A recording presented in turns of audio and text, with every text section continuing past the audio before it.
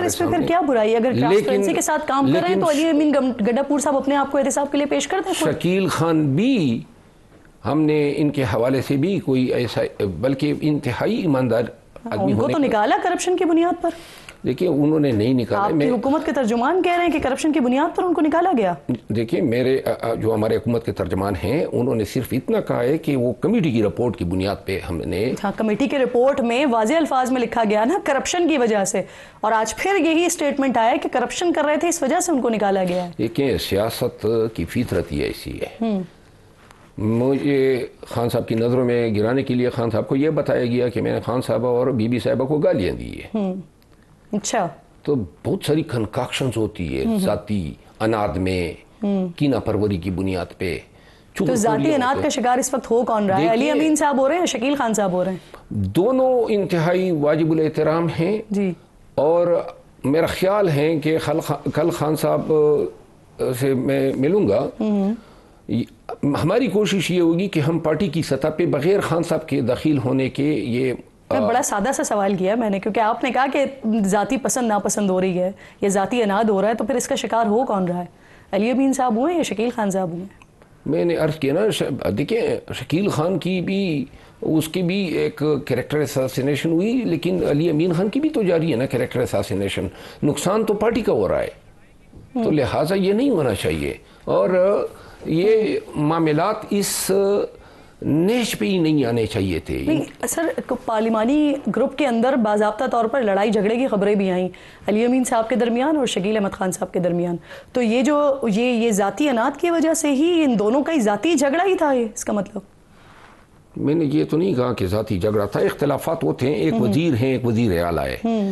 Secretary کو لگانے کے اس پہ اختلاف ہو سکتا ہے، اپنے ضلع کی ڈی سی لگانے پہ اختلاف ہو سکتا ہے، پروجیکٹس پہ اختلاف ہو سکتا ہے، تبادلوں پہ اختلاف ہو سکتا ہے. تو یہ چیزیں جو ہیں بعض اوقات لوگ. نہیں سر، میں سمجھنا چاہ رہی ہوں آپ سے مروت صاحب، اگر ذاتی اختلافات کی بنیاد پر یہ الزامات لگے تو پھر جو کمیٹی ہے گڈ گورننس کی، اس نے کرپشن کے الزامات پر برطرف کیوں کر دیا؟ دیکھیں میں لا علم ہوں اس حوالے سے کہ آیا کمیٹی نے فیصلہ کرتے ہوئے دونوں کا موقف سنا تھا یا نہیں. لیکن میں قطع نظر اس کے میری کوشش یہ ہوگی، اور صاحب سے بھی کل میرا. اچھا شکیل صاحب تو کمیٹی میں پیش ہی نہیں ہوئے نا؟ جی میں نے ابھی یہ بات کہی ہے نا. اور تو ان کا تو موقف نہیں سنا گیا، یعنی کہ میں نے یہ عرض کیا نا کہ بیسیکلی اس مسئلے کا حل یہی ہے کہ پارٹی کے جو سینئر ریسپانسیبل لوگ ہیں وہ اس کا نوٹس لیتے ہوئے مصالحت کی کوشش کریں، کیونکہ پارٹی کو نقصان ہو رہا ہے. عاطف خان بھی ایک سینئر ممبر ہیں پی ٹی آئی کے، اور جنید اکبر خان جو ہیں وہ انتہائی مخلص انسان ہیں پی ٹی آئی کے. خان کے بڑے وفادار ہیں اور بڑی تکلیفیں جنید اکبر. اور سر ان کو خان صاحب نے بلایا ہے، یہ جا رہے ہیں جی میرے سامنے کے لیے؟ جی بالکل دونوں کو بلایا، عاطف خان صاحب کو بھی اور جنید اکبر خان صاحب. صحیح. اچھا سر، اب شکیل خان صاحب کو برطرف کر دیا گیا، ان کے خلاف وزیر اعلیٰ صاحب کے حوالے سے وہ الزامات لگا رہے ہیں 20 کروڑ کی کرپشن کے، ان کے اوپر کوئی ایکشن نہیں لیا گیا. اور پی ٹی آئی کا ہمیشہ سے جو نیریٹو رہا ہے یا بیانیہ رہا ہے، یہی رہا ہے کہ پی ایم ایل این یا پاکستان پیپلز پارٹی یہ کرپٹ ہے. تو اس کیس کو آپ لوگ ٹیسٹ کیس بنا سکتے ہیں کہ یہاں پر نظر آئے ایک طرف کے کمزور کے لیے ابھی بھی الگ قانون ہے اور طاقتور کے لیے الگ قانون ہے ابھی بھی، تو یہ کیس ٹیسٹ کیس بن سکتا ہے؟ ٹیسٹ کیس دیکھیں، آپ اپنی اقدار ہمارے معاشرے میں تو دیکھ لیں، یعنی الزام کو جواز بنا کے ٹیسٹ کیس بنا دیں، چاہے شکیل خان پہ ہو چاہے علی امین خان پہ ہو. یعنی کہ میں آپ پہ ایک الزام لگا دیتا ہوں جی. اب الزام لگانے کے ساتھ ہی میں یہ مطالبہ کر دوں کہ سما سے آپ استعفیٰ دے دیں کیونکہ میں نے الزام لگا دیا ہے. یہ ہماری اقدار جو ہیں وہ بہت ہی پستی کی طرف گامزن ہیں. یہ ہر چیز پہ استعفے کے لیے حاضر ہو جائے. ابھی 4 مہینے ہوئے نہیں ہے حکومت بنی ہے. مارچ میں میرے خیال میں 29 مارچ کو انہوں نے حلف اٹھایا، 4 مہینے بھی پورے نہیں ہوئے اور کرپشن ہو گئی. صحیح. ابھی تو 1 روپے اے ڈی پی کی مد میں گورنمنٹ نے کسی کو دیا ہی نہیں. اچھا سر، یہ پنجاب میں کیا ہو رہا ہے؟ پی ٹی آئی عہدوں سے استعفے کیوں آنا شروع ہو گئے ہیں؟ اس کی کیا وجہ ہے؟ کیا ہو رہا ہے پنجاب میں؟ پنجاب کے معاملات کا ویسے مجھے کوئی علم نہیں ہے، کیونکہ میں چونکہ 3 ماہ ذرا سائڈ پہ تھا تو میں आराम कर रहा था। और वैसे भी ये इख्तिलाफात के ये लांजे और झगड़े जो हैं इनमें मैं दखील होना पसंद नहीं करता हूँ। अभी जो पंजाब के मामलात हैं इसमें भी कल खान साहब ने बैरिस्टर गौर साहब को कहा जी कि ये मसला भी जो है आप रिजॉल्व करें। तो देखिए बड़ी पार्टी है, मुल्क की सबसे बड़ी पार्टी है, और मेरा टेस्ट के हिसाब के सामने इनफरादी इख्तिलाफात थे। कोई खान साहब के साथ या पार्टी के साथ या पार्टी की क़यादत के साथ तो हमारा कोई टकराव नहीं था। तो जब अपने लीडर के साथ मिला बात ख़त्म हो गई। ये लोग जब भी जाएंगे ये उसी दिन ये सारी चीज़ें दम तोड़ जाएंगी। सही। अच्छा सर, आपको अब दे दिया गया है टास्क 22 अगस्त का, और कल का मैं आपका स्टेटमेंट देख रही थी, आपने तो स्टेटमेंट भी बड़ा हौलनाक किस्म का आपका स्टेटमेंट है ना, कि अगर कुछ भी होता है तो जिम्मेदारी जो है वो मेरी है।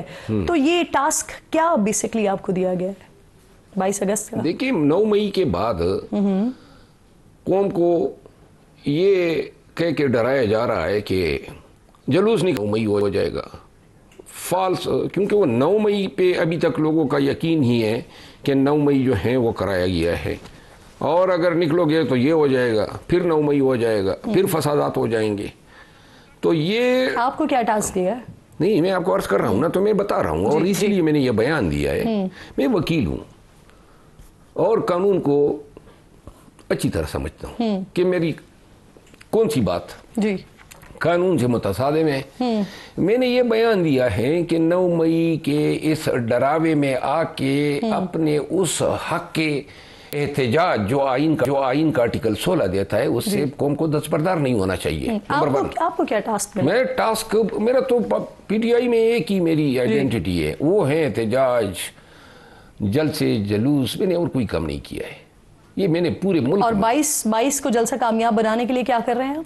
22 को जलसा कामयाब बनाने के लिए सबसे पहले तो हम लोगों को ये बताना चाहते हैं कि उनका आमद क्यों ज़रूरी है। जितनी ज़्यादा तादाद में लोग आएंगे उतनी ही हमारे मौक़िफ़ की सदाकत पे मोहर सबूत होगी। अब इस पे हम सोशल मीडिया के ज़रिए हम पैगाम दे रहे हैं, मोटिवेशन कर रहे हैं। जो पार्टी के ओहदेदारान हैं उनसे मेरे राब्ते हैं जी। 22 अगस्त को मेरा काम ये है कि मैं पंजाब और इस्लामाबाद और पिंडी के जितने भी काफिले आए उनको वसूल करूं। अगर कोई रखने डालता है, पुलिस डालती है, कोई रोड ब्लॉकेड होता है, तो इसमें अपना किरदार अदा करूं और लोगों को। कल जब आपको ये टास्क दिया गया ना, तो इस पर आप ही के कई रहनुमाओं ने कहा कि ऐसा कुछ नहीं है, जो करना है वो सेक्रेटरी जनरल ने करना है और पंजाब की क़यादत ने करना है, और यही लोग आप पर, किसका बयान है? यही लोग आप पर इल्जामात ही लगाते हैं। शुएब शाहीन साहब का स्टेटमेंट है, शुएब शाहीन साहब का स्टेटमेंट है। नहीं, मुझे तो इल्म नहीं है, और कल भी खान साहब ने कहा था। ये तो बैरिस्टर गौर साहब से मतलब है, वो जिम्मेदार हैं, वो इस पे बात कर सकते हैं, वो मौजूद थे। बाकी जो हैं मेरा ख्याल नहीं है कि ऐसे बयानात की अहमियत होनी चाहिए। सही। शुएब शाहीन साहब कहते हैं कि बैरिस्टर सैफ वो भी कायम मकाम है। देखिए, अगर मैं आपके तबत्तुत से अगर शुएब शाहीन साहब या किसी और को ख्वाहिश है 22 अगस्त का जलसा करने की या एहतजाज करने की, हम हजार खुशी के साथ उनको तफवीज़ कर देते हैं। तो ये कोई हमारे लिए मसला नहीं है, अगर कोई अपना किरदार अदा करना चाहता है तो जलसों में। यानी ये तयशुदा बात है कि फिलहाल जलसों की तैयारी, इसको कामयाब बनाने का टास्क ये शेर अफजल मरवत को सौंपा गया है इमरान खान की तरफ से। जी, मैं वसूख से कहता हूँ।